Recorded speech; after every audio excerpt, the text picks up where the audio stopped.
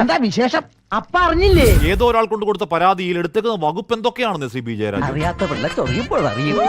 യുപിയിലെ പോലീസുകൾ എടുക്കാത്ത എന്തോ മതങ്ങൾ തമ്മിലടിക്കാനുള്ള എന്തോ വകുപ്പൊക്കെ ഉണ്ടായതുകൊണ്ടുള്ള എഫ്ഐആർ കേസ് എടുത്തേക്കുന്നത്. ചുമത്തത് ഗുരുതര വകുപ്പുകളാണ്. എന്തിനകത്താണ്? ഒരു രാഷ്ട്രീയ ബസ്സിനെ പാട്ടിനകത്ത് ആർക്കും പറ്റും.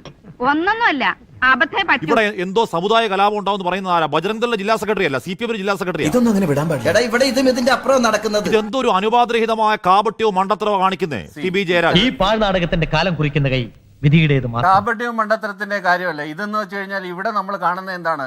ജമാഅത്ത് ഇസ്ലാമിയും BJPയും പരസ്പരം ശക്തിപ്പെടുത്തുന്ന ഒരു കാഴ്ചയാണ് നമ്മൾ സമകാലീന കേരളത്തിൽ കണ്ടോണ്ടിരിക്കുന്നത്.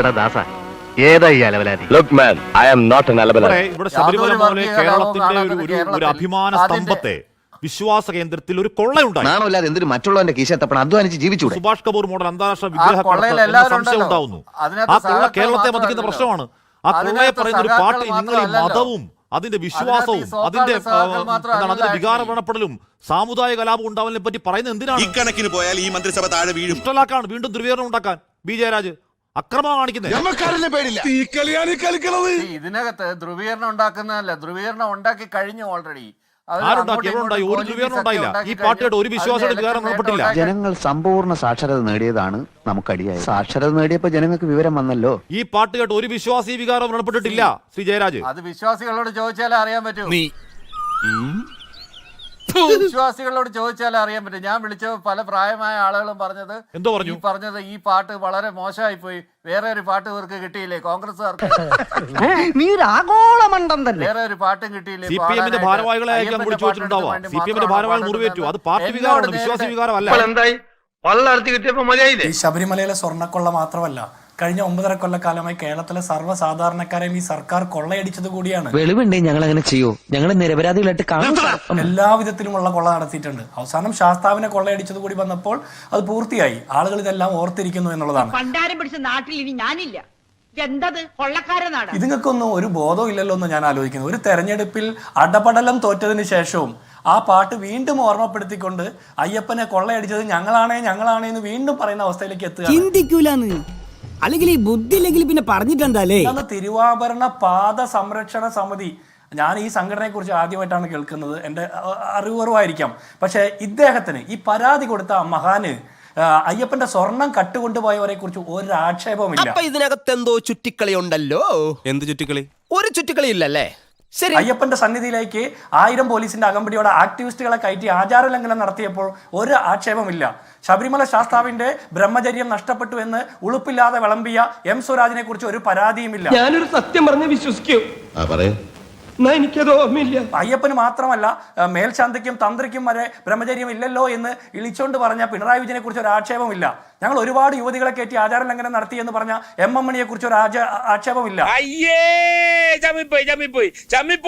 മോൻസൺ മാവുങ്കൽ പടച്ചെടുത്ത വ്യാജ ചെമ്പോലയുടെ വരുത്തിൽ ആചാര ലംഘനത്തിന് അനുഗുണമാകുന്ന രീതിയിൽ കൈരളി ചാനലിലും ദേശാഭിമാനി പത്രവും ഒക്കെ നിരവധി തവണ അച്ചു നിരത്തി വാർത്ത പറഞ്ഞപ്പോ ഒരു ആക്ഷേപം തോന്നിയില്ല. ഗവൺമെന്റ് കൊടുത്ത സുപ്രീം കോടതി കൊടുത്ത അഫിഡവിറ്റ് പിൻവലിക്കാത്തതിൽ ഒരാക്ഷേപമില്ല. 10-26 മനുഷ്യരെ ഈ 2600ഓളം കേസുകളിൽ പ്രതിയാക്കി ഈ ഗവൺമെന്റ് വേട്ടയാടുന്നതിൽ അദ്ദേഹത്തിന് ഒരു ആക്ഷേപമില്ല. ഇത് വടി കൊടുത്ത് അടി വാങ്ങുന്ന പരിപാടിയാണല്ലോ ബാബു. പത്മകുമാറിനെ പോലെ വാസുവിനെ പോലുള്ള മുന്തിയ പൗരപ്രമുഖന്മാർ, പിണറായി വിജയൻ സർക്കാരിന്റെ കാലത്തെ പൗരപ്രമുഖന്മാർ, പാർട്ടി നേതാക്കന്മാർ തീർന്നിട്ടില്ല, ബാക്കി വന്നിട്ട് തരുന്നുണ്ട്. ശബരിമലയിലെ സ്വർണ്ണപ്പാളികൾ ഉൾപ്പെടെ കട്ടിളയും മേൽക്കൂരയും വരെ കൊള്ളയടിച്ചതിൽ ഈ തിരുവാഭരണ പാത സംരക്ഷണ സമിതിയുടെ നേതാവിന് ഒരു ആക്ഷേപമില്ല. ഏതോ പാവപ്പെട്ടവൻ ഒരു പാട്ട് എഴുതിയതിനെ കുറിച്ചാണ് ആക്ഷേപം. ഈ പാട്ട് അൺടൈംലി എന്നാണ് ജയരാജിന്റെ വാദം. അൺടൈംലി അല്ല, ടൈംലി ആണ്. ഇത് തെരഞ്ഞെടുപ്പിന് വേണ്ടി എഴുതിയതല്ല. തെരഞ്ഞെടുപ്പിന് മുമ്പേ ശബരിമല സ്വർണ്ണക്കൊള്ള പുറത്തു വന്ന ഒരു പാട്ടാണ്. കാണുന്ന മുഴുവൻ ആളുകൾ ഈ പാട്ട് മൂളിക്കൊണ്ടിരിക്കുക. നിങ്ങൾ ജയരാജ് ആരോടൊക്കെ ചോദിച്ച് അറിഞ്ഞെന്ന് പറഞ്ഞ വിശ്വാസികൾക്ക് വ്രണപ്പെട്ടുവെന്ന്.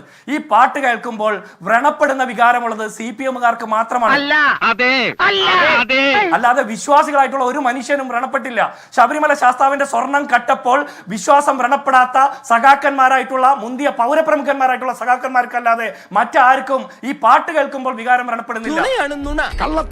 ശബരിമല ശാസ്താവിന്റെ സ്വർണ്ണക്കൊള്ള നടത്തിയപ്പോൾ നിങ്ങൾ എവിടെയായിരുന്നു ജയരാജ്? നിങ്ങളുടെ പാർട്ടിയുടെ നേതാക്കന്മാർ എന്താ പാർട്ടിയിൽ നിന്ന് പുറത്താക്കാത്തത്? പൂക്കൃത്രം കാണിച്ചേ പോരാ പിന്നെ എന്താ ഉരുണ്ട് കളിക്കാൻ. ഞാനൊരു കാര്യം പറയട്ടെ, ഈ പാരഡി ഒരു പ്രശ്നമാണെന്ന് കലാഭവൻ മണിക്കും അല്ലെങ്കിൽ നാദിർ ഷായ്ക്കും കൈരളി ചാനലിനുമെതിരെ മുൻകാല പരാബല്യത്തോടെ നിങ്ങൾ കേസെടുക്കും. ഈ തെരഞ്ഞെടുപ്പ് കാലത്ത് പോലും CPM-ന്റെ പ്രാദേശിക പ്രവർത്തകർ ലീഗിന്റെ സ്ഥാനാർത്ഥികൾക്കെതിരെ സമാനമായ ട്യൂണിൽ തന്നെ പാട്ട് പാരഡി ഇറക്കിയിട്ടുണ്ടല്ലോ. തെളിവുകൾ ഞങ്ങൾ തരാം, നിങ്ങൾ കേസെടുക്കും.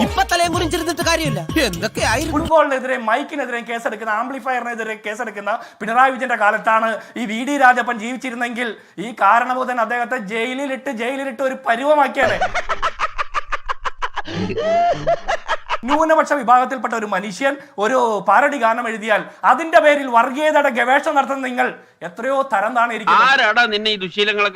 കേരളത്തിലെ ഏറ്റവും അധികം വർഗീയത പറയുന്ന പാർട്ടിയായിട്ട് CPM അധപതിച്ചിരിക്കുന്നു. നിങ്ങൾക്ക് ഒരു സങ്കടവും ഇല്ല എന്നുള്ളതല്ല, നിങ്ങൾ ഇപ്പോ ഈ വിതയ്ക്കുന്ന വിത്തുകൾ ഭാവിയിൽ നിങ്ങൾ കൊയ്യുന്നത് മറ്റു പലരും ആയിരിക്കും. ഇപ്പോ വിതയ്ക്കുന്ന ഈ വർഗീയതയുടെ വിത്തുകൾ അത് കൊയ്യുന്നത് മറ്റാളുകളായിരിക്കും. ഇത് നേരിട്ട് ഇതിന് കളമൊരുക്കി മണ്ണൊരുക്കി ഉഴുതുമറിച്ചു കൊടുക്കുന്നത് CPM-ന്റെ നേതൃത്വത്തിലാണ്. CPM-ന്റെ സംസ്ഥാന സെക്രട്ടേറിയറ്റിന് LDF-ന്റെ സംസ്ഥാന സമിതിക്കൊക്കെ ഈ തോൽവിയുടെ കാരണം ഈ പാരഡി ഗാനമാണ് എന്ന് തോന്നുന്നുണ്ടെങ്കിൽ നിങ്ങളുടെ തോന്നലിനാണ്. അമ്പലപ്പറമ്പിൽ പുഷ്പനെ അന്വേഷിച്ച് നടന്ന അലോഷിയുടെയും മറ്റാളുകളുടെയും പാട്ട് കേട്ടപ്പോ ഒരു വികാരവും സഖാക്കന്മാർക്ക് വ്രണപ്പെട്ടില്ലല്ലോ. ആർത്തവ രക്തത്തിൽ കുളിച്ചു നിൽക്കുന്ന അയ്യപ്പന്റെ ചിത്രം വരച്ചു വയ്ക്കുന്ന SFI-യുടെയും DYFI-യുടെ നേതാക്കന്മാരുടെ ആ ഇൻസ്റ്റലേഷൻ ആർട്ട് കണ്ടപ്പോ നിങ്ങൾക്ക് ആർക്കും ഒരു വികാരവും വ്രണപ്പെട്ടില്ലല്ലോ. വിശ്വാസം എന്താണെന്ന് വിശ്വാസികളുടെ അട്ടിപ്പേരെടുത്തുകൊണ്ട് CPM പറയണ്ട. അമ്പലത്തിലും പള്ളിയിലും ഒക്കെ പോയി പ്രാർത്ഥിക്കുന്ന മതം മനുഷ്യനെ മയക്കുന്ന കറുപ്പല്ല എന്ന് വിശ്വസിക്കുന്ന വിശ്വാസികൾ പറയട്ടെ അവരുടെ വികാരം. സർക്കാരിന്റെ കാര്യം ഇവിടെ മുന്നിൽ പോകരുത്. അവരുടെ പരിഷ്കാരങ്ങളാ ഞങ്ങളെ ഗതികേട്ടിലെത്തിച്ചത്. ആരെയും പ്രൊട്ടക്ട് ചെയ്യണമെന്ന കാര്യമൊന്നുമില്ല. പ്രൊട്ടക്ട് ചെയ്യണമായിരുന്നെങ്കിൽ നേരത്തെ തന്നെ ഈ പ്രതികൾ ആരും വെളിയിൽ വരാതെ പ്രൊട്ടക്ട് ചെയ്യാമായിരുന്നു. അത് ചെയ്തില്ലല്ലോ. തള്ളി ഇവിടം വരെ കൊണ്ടുവന്നില്ലേ, ഇനി തള്ളല്ലേ താങ്ങും. പക്ഷെ അതൊന്നും ചെയ്യാതിരുന്നത് എന്തുകൊണ്ടാണ്? മാനമര്യാദയായിട്ട് അന്വേഷണം നടക്കട്ടെ എന്ന് വിചാരിച്ചോണ്ട്.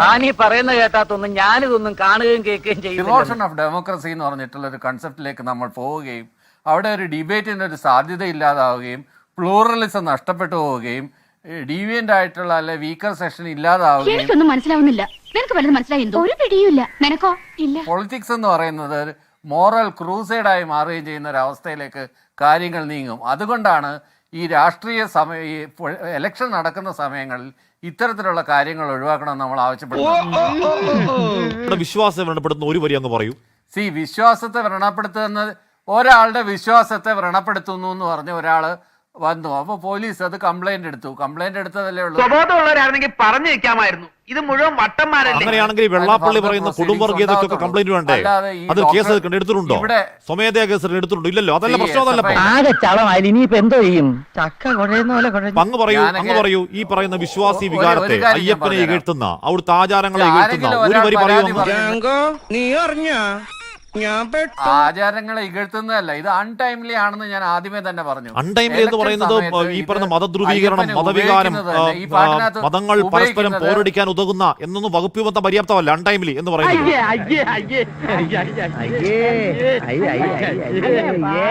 നിങ്ങൾ ചുമത്തിരിക്കുന്ന വകുപ്പ് എന്ന് പറഞ്ഞാൽ ഗുരുതര വകുപ്പുകളാണ്. എന്താണ്? മതങ്ങൾ തമ്മിൽ കലാപം ഉണ്ടാക്കാനുള്ള നീക്കമുണ്ടായി എന്നുള്ള വകുപ്പൊക്കെ ചുമത്തിയേക്കുക.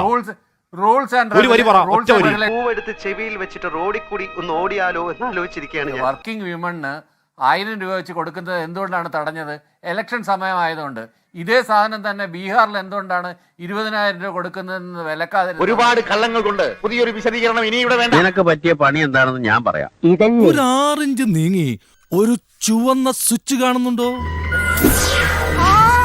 കാണുന്നുണ്ട്. ഈ സ്വിച്ചിന്റെ കാര്യമാണ്.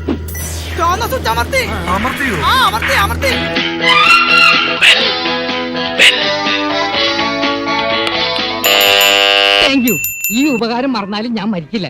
ഇതൊക്കെ എന്തു. അപ്പോ നാളെ നേരത്തെ തന്നെ ഇങ്ങോട്ട് എത്തണം കേട്ടോ. ശരി.